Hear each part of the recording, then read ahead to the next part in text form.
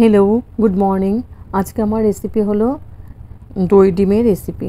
तार जोन्नो डिम सिद्ध करे निয়েছি, आलूटाও सिद्ध करे निয়েছি, छुले निয়েছি আর এখানে নিয়েছি তিল আর নিয়েছি সাদা তিল নিয়েছি, পোস্ত নিয়েছি, এখানে নিয়েছি ধনে পাউডার, জিরে পাউডার, হলদি পাউডার আর নুন, পরিমাণ মতো নুন আর কাশ্মীরি রেড চিলি পাউডার দেব। আর নিয়েছি টক দই। টক দইটা লাগবে 3-4 চামচের মতো। দইটা মানে বেশি লাগবে কারণ এটা দই দিয়ে বানাবো ডিমটা। এখানে নিয়েছি পেঁয়াজ কুচি, বড় সাইজে 3টের মতো পেঁয়াজ। এখানে নিয়েছি টমেটো, রসুন, আদা আর লঙ্কা সব কেটে নিয়েছে, আমি পেস্ট করে নিব। এখানে পেঁয়াজটা 3-4টের মতো নিয়েছি, বড় বড় সাইজের পেঁয়াজ। তারপরে আমি নিয়েছি টক দই। টক দইটা আমি ফেটিয়ে নিব, খুব ভালো করে ফেটিয়ে নিব, তাহলে একদম ক্রিমের মতো হয়ে যাবে।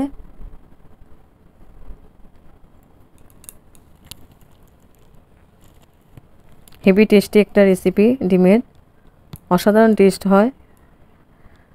তারপরে এখন আমি ডিমের মধ্যে, ডিম আর আলুর মধ্যে দিয়ে দিলাম দইটা।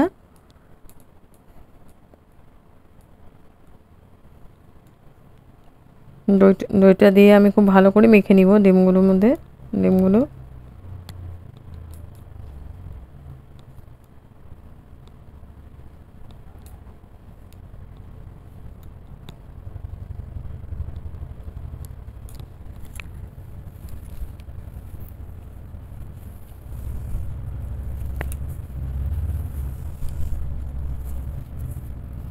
খুব ভালো করে আমি মেখে নিয়েছি দই দিয়ে।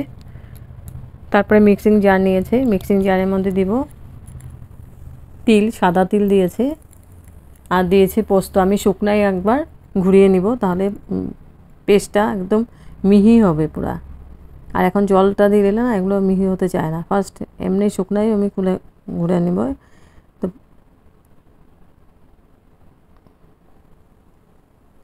পেস্ট করে নিয়েছি। এখন আমি বাকি মশলাগুলো দিয়ে দেব। দিয়ে দিয়েছে টমেটো,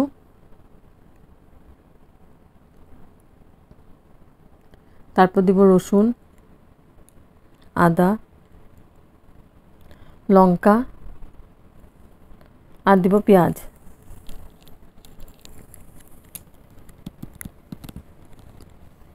পেঁয়াজটা পুরাটাও দেব না, আমি বাকি আধাটা আমি রেখে দেব আর আধাটা আমি পেস্ট করে নেব।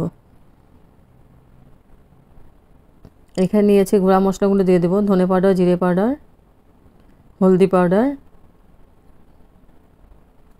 কাশ্মীরি রেড চিলি পাউডার আর দিয়েছি পরিমাণ মতো নুন। দিয়ে এখন খুব ভালো করে মিহি একটা পেস্ট করে নেব।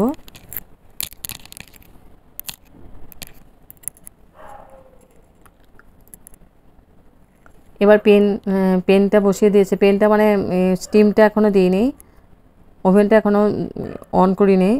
তার উপরে যে পেনটার মধ্যে বানাবো ওই পেনটার মধ্যে আমি দই আর আলুটা দিয়ে দিলাম, মাখানো দই আর আলুটা দিয়ে দিলাম।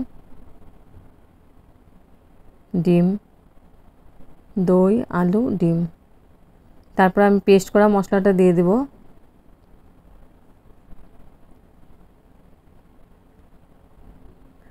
এখন খুব ভালো করে আমি এটা মেখে নিব। আর কোনো মশলা লাগবে না এখানে। দিয়ে দেব বাট মিক্সিং জারটা ধুয়ে আমি একটু জলও দিয়ে দিলাম। আর দিয়ে দেবো আমি সর্ষের তেল 2 চামচের মতো দিয়ে দিলাম সর্ষের তেল। দিয়ে এখন আমি খুব ভালো করে আবার মেখে নিব হালকা হাতে।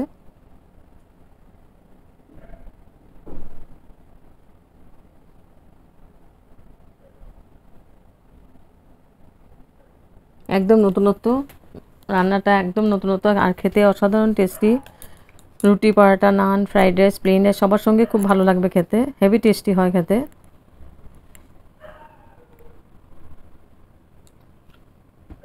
এখন আমি গ্যাসটা অন করে দেব। আমি খুব ভালো করে যে পেনে বন্ধে বানাবো মেখে নিলাম। এখন আমি গ্যাসটা অন করে দেব। অন করে দিয়েছে। এবার আমি ঢেকে দেব 4 মিনিটের জন্য। এটা ঢেকে ঢেকে বানাতে লাগবে।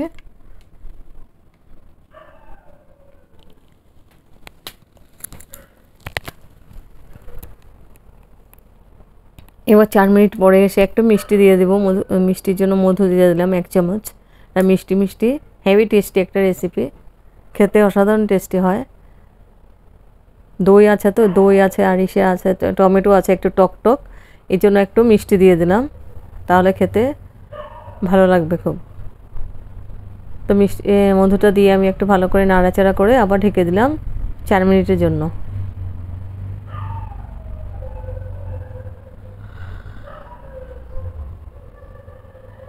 আর আলুগুলো আমি বড় বড় পিস করে নিয়েছি সিদ্ধ করে।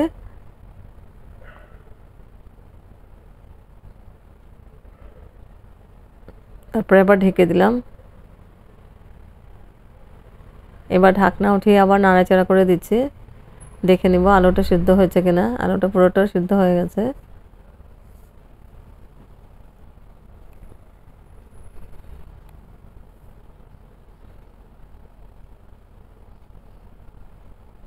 এখন মেন কাজটা করতে হবে। আর একটা প্যান বসিয়েছে, ওখানে দিয়েছে আমি সরষের তেল 2 চামচের মতো, দিয়ে আমি দিয়ে দেবো পেঁয়াজ। বাকি পেঁয়াজটা আধাটা দিয়ে মিক্সিং জারের মধ্যে দিয়েছিলাম, পেস্ট করেছিলাম, আর আধাটা এখানে দিয়ে দিলাম। দিয়ে আমি পেঁয়াজটাকে আমি খুব সুন্দর করে ভেজে নেব, লাল করে ভেজে নেব।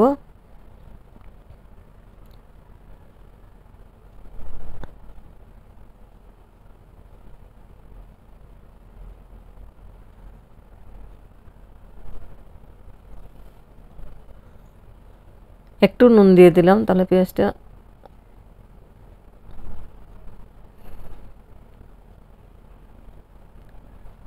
এবার দিয়ে দেবো আমি কারি পাতা।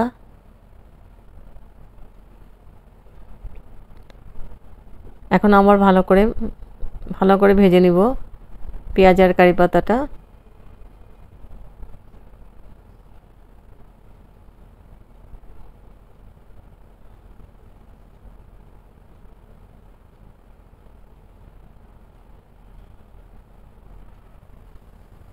হয়ে গেছে পেঁয়াজ কারি পাতাটা ভাজানো। এখন এই ডিমের মধ্যে আমি দিয়ে দিলাম উপর দিয়ে।